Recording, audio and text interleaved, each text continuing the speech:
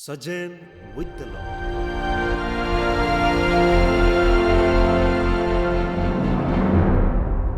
In today's Gospel, we can see two images.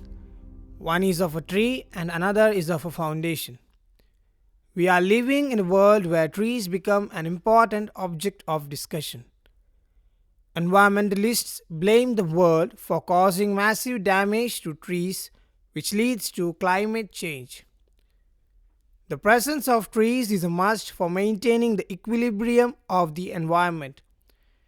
It is a necessity for the sustenance of life in this world.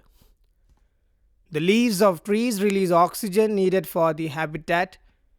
Eventually, they fall down and they become manure for this earth. The stem of a tree is useful in many ways. They are used as firewood. They tend to be a livelihood to many, and they are used to make nice furniture. Of course, Jesus is referring to the fruits of the tree today. However, Jesus is inviting our attention to the role of the tree in this world. A tree is planted in order to achieve the expected outcome. Jesus is making it clear it is essential for the sustenance of the world.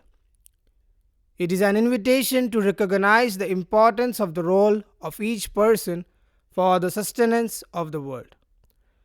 A person's carelessness, unfaithfulness, and lack of commitment do affect the function of this world.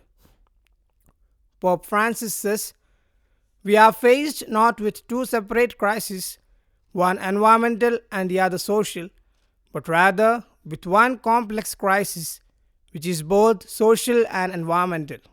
The second image in verses 48 and 49 is of the foundations of a house, one which is dug deeply and laid foundation on a rock, and the other is one without a foundation. Usually, the foundations of the buildings are the least recognized feature. They are hidden inside the ground. When the sun is shining and all is calm, a house built on a weak foundation seems very strong. That is when all the situations are in favor of us.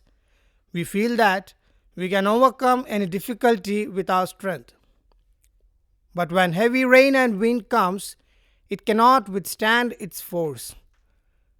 All of a sudden, when we have a lot of work, difficulties and trials, all of these come together to bring a crisis to our vocation. We may feel that our spiritual life is strong and we will never fall into sins. But erosion typically begins in small ways which are not even felt. Jesus is inviting us to closely examine our inner house and to make our faith foundation strong. If our spiritual life is built on firm foundation, then it doesn't matter how difficulties and struggles come against us. We will stand firm.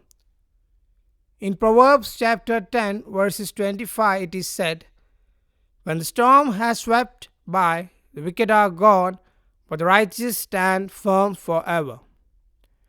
Let us pray. Lord, open our eyes and make us aware of the need of bearing fruit and strengthening our foundations of our faith, so that we may remain firm in the midst of uncertainties and challenges of this world. Amen.